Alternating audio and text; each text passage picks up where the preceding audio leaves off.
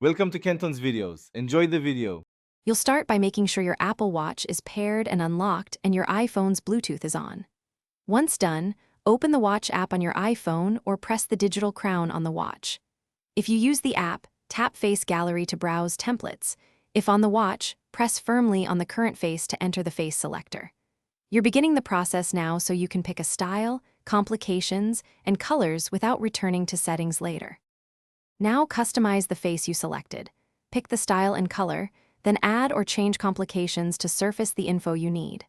On the iPhone, scroll through options and tap each complication slot to assign apps. On the watch, tap a slot and use the picker. Make sure to preview timekeeping, shortcuts, and animations so the layout feels natural. Take your time here because complications are how you access data quickly.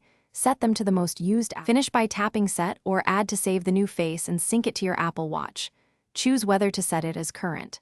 Then look at your watch to confirm time, colors, and complications appear as expected and test any shortcuts. If the face doesn't show or complications are missing, restart the watch and iPhone, then open the watch app to resync.